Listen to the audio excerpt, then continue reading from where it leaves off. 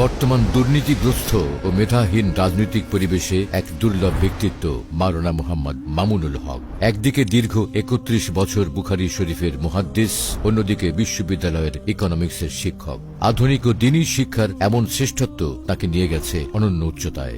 এই পাণ্ডিত্য ও সমৃদ্ধ পারিবারিক ঐতিহ্যই তাকে দান করেছে অদম্য সাহস এবং যে কাউকে মেধার লড়াইয়ে চ্যালেঞ্জ করার সক্ষমতা। জ্ঞান, রাজনৈতিক দক্ষতা ও আপোষহীন চারিত্রিক দৃঢ়তাই তাকে করে তুলেছে শোষকের আতঙ্ক এবং ইনসাফকামী মানুষের প্রিয় নেতা। মুসলিম প্রধান এই বাংলাদেশে মেধা, যোগ্যতা ও সততার সমন্বয়ে তিনি এক অপ্রতিরোধ্য আদর্শিক নাম। So let me take you back to 1973, যেখানে ঢাকায় এক অনন্য ইলমি ও বিপ্লবী ঐতিহ্যে জন্ম নেন মাওলানা মুহাম্মদ মামুনুল হক।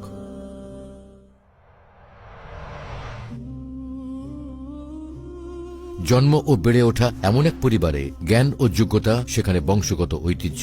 পিতা শাইখুল হাদিস আল্লামা আজিজুল হক রহমতুল্লাহি আলাইহি ছিলেন বিশ্ববরেণ্য মুহাদ্দিস, বুখারী শরীফের প্রথম বাংলা অনুবাদক এবং ঢাকা বিশ্ববিদ্যালয়ের ভিজিটিং প্রফেসর। পারিবারিক ঐতিহ্যের ধারাবাহিকতা রক্ষা করে মাত্র ১২ বছর বয়সে পবিত্র কোরআনের হিফজ সম্পন্ন করেন। এরপর ৭ মসজিদ সংলগ্ন জামিয়া রহমানিয়া থেকে বেফাক বোর্ডের অধীনে সারা বাংলাদেশে উচ্চ মাধ্যমিকে প্রথম, স্নাতকে তৃতীয় এবং ১৯৯৬ সালে দাওরায়ে হাদিসে সম্মিলিত মেধা তালিকায় প্রথম স্থান অধিকার করেন।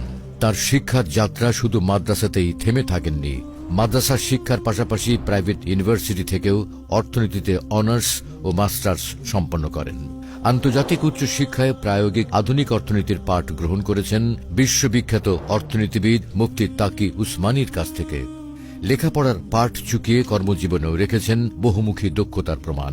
একদিকে দীর্ঘ ৩১ বছর জামিয়া রহমানিয়া আরাবিয়া সহ বিভিন্ন প্রতিষ্ঠানে হাদিসের সর্বোচ্চ কিতাব বুখারী শরীফের অধ্যাপনা করেছেন। অন্যদিকে প্রাইভেট ইউনিভার্সিটিতেও অধ্যাপনা করেছেন দীর্ঘদিন। সম্পাদনা করেছেন ম্যাগাজিন, রচনা করেছেন বহু গ্রন্থ, প্রতিষ্ঠা করেছেন কিছু ব্যতিক্রমধর্মী শিক্ষা ও সেবামূলক প্রতিষ্ঠান।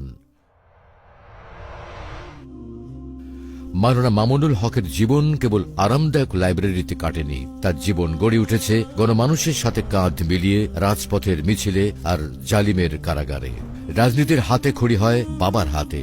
১৯৯২ সালের বাবরি মসজিদ লং মার্চ, ২০০১-এর ফতোয়া বিরোধী আন্দোলন, ২০১৩-এর হেফাজতে ইসলামের আন্দোলন, ২০২১-এর মোদী বিরোধী আন্দোলন এবং ২০২৪-এর ছাত্র জনতার বিপ্লব, সব জায়গাতেই ছিল তার অকুতোভয়, সাহসী সাংগঠনিক ও নীতি নির্ধারণী ভূমিকা।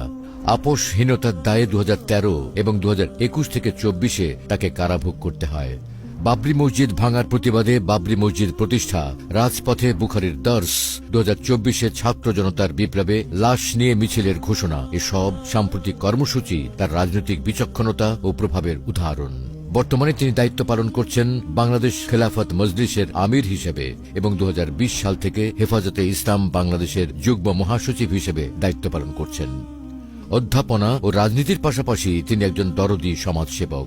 রোহিঙ্গা সংকট থেকে শুরু করে ভয়াবহ বন্যায় আর্তমানবতার সেবায় তিনি সবসময় অগ্রণী। শাপলা স্মৃতি সংসদ প্রতিষ্ঠার মাধ্যমে শহীদ পরিবারগুলোর পাশে দাঁড়িয়েছেন দায়িত্বশীল অভিভাবকের মতো। ধর্ম, বর্ণ নির্বিশেষে ইনসাফ ভিত্তিক সমাজ প্রতিষ্ঠায় তার লক্ষ্য। মোহাম্মদপুরের মাটি ও মানুষের সাথে বেড়ে ওঠা আধিপত্যবাদ বিরোধী সুযোগ্য ও আপোষহীন এই নেতা জাতীয় সংসদ নির্বাচনে প্রতিদ্বন্দ্বিতা করছেন ঢাকা ১৩ আসন থেকে। জনমানুষের নেতা আপনার দুয়ারে। সন্ত্রাস আর চাঁদাবাজি মুক্ত ইনসাফপূর্ণ মোহাম্মদপুর গড়ার সিদ্ধান্ত নেওয়ার সময় এখন আপনার।